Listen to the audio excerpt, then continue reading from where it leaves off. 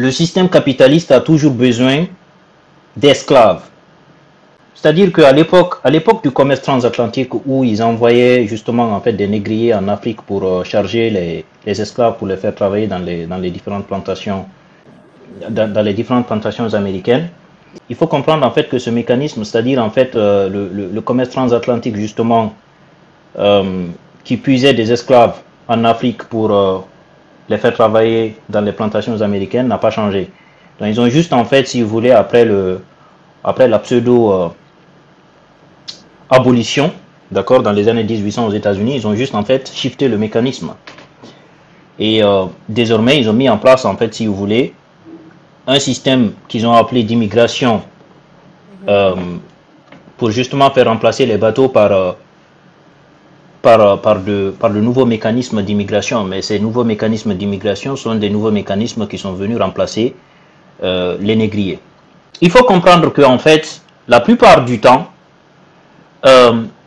les Occidentaux ne veulent pas en fait ce qu'on appelle dans le jargon américain des white collars. Des white collars, c'est-à-dire il y a une distinction entre les white collars et les blue collars. Les blue collars, ce sont généralement en fait les travaux qui ne sont pas des travaux en fait reconnus socialement. Ce sont des travaux en fait comme nettoyeurs par exemple, comme travailleurs dans des champs agricoles, comme préparateurs de commandes par exemple dans les industries, comme livreurs. Si vous remarquez, la plupart en fait des immigrés qu'ils importent, d'accord, c'est cette catégorie d'immigrés qu'ils importent en fait. C'est-à-dire ils en ont absolument rien à cirer en fait que tu sois que tu sois diplômé, que tu sois quelqu'un en fait de surqualifié, donc que tu sois un cadre, d'accord, un cadre sup.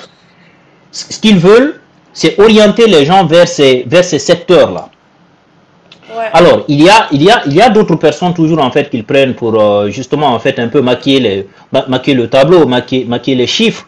Mais ces gens-là sont rares. Et de toute façon, même s'ils prennent ces gens-là pour les mettre en fait dans des bureaux, il y aura toujours un plafond de verre ici que ces gens-là vont rencontrer. Parce qu'ils ne seront jamais en fait, si vous voulez, ils vont jamais occuper certaines positions de management. Les positions de management importantes seront toujours occupées par les blancs. Et les autres, ce sont des subordonnés, c'est-à-dire en fait, puisque là on parle d'Africains, ça va être en fait, si vous voulez, des ouvriers, quoi.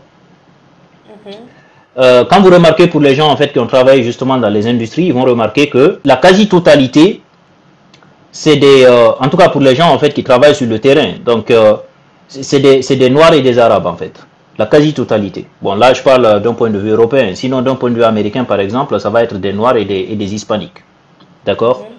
Et les gens qui sont assis dans le bureau, qui sont en train en fait d'organiser tout ça dans les industries, c'est des Blancs. Ils ne vont pas prendre par exemple les Juliens ou les Loïc. Enfin, d'un point de vue, je sais qu'il y a des Camerounais qui s'appellent Julien ou même des Gabonais qui s'appellent Julien, mais je ne parle pas de ces Juliens-là. Je parle en fait des Juliens, quand on prend par exemple l'exemple de la France, des Juliens blancs. Donc ça dit, ils ne vont pas prendre ceux-là pour les mettre par exemple sur le terrain pour soulever en fait des charges lourdes, mais ils vont prendre plutôt en fait les enfants des cités par exemple. Et les enfants des cités, ben, c'est des enfants en fait des anciens immigrés en fait qui étaient déjà venus. Je ne sais pas si vous comprenez en fait le mécanisme, l'arnaque en fait. Donc il y aura en fait une sorte de reproduction comme ça, reproduction sociale comme ça qui va se faire. Les enfants des blancs vont toujours rester en fait dans le bureau pour gérer en fait le bétail d'esclaves. Des enfants des immigrés qui sont venus en fait avant. Donc il n'y aura jamais en fait, si vous voulez, de mixage. Il n'y aura pas de mixage dans les fonctions. Ouais. C'est-à-dire il y aura en fait un parallélisme assez tangible qui fait que les positions seront toujours occupées par les mêmes en fait. Les uns seront des ouvriers et les autres seront toujours en fait des chefs d'ouvriers. C'est comme ça que ça se passe en fait. C'est comme ça que le système il est organisé. Et à chaque fois qu'ils ont besoin justement en fait d'esclaves, ils vont en fait ouvrir les vannes. Ce qu'il disait là tout à l'heure Greenman, il a raison. C'est-à-dire c'est eux qui contrôlent les vannes en fait. S'ils décident par exemple d'arrêter toute cette supercherie, ils peuvent l'arrêter en un jour. Hein. On a vu avec Donald Trump par exemple aux États-Unis. Donc en fait, ce qu'ils disent tout le temps, on n'arrive pas, on ne sait pas pourquoi les immigrés viennent. Ah non, mais c'est faux. Moi je vais vous dire tout de suite, c'est faux. C'est du pipeau. C'est du pipeau.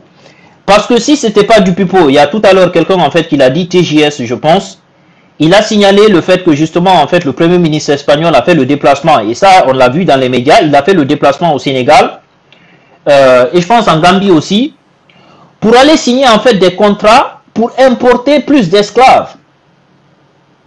Et ça, c'est officiel, ça. Vous comprenez?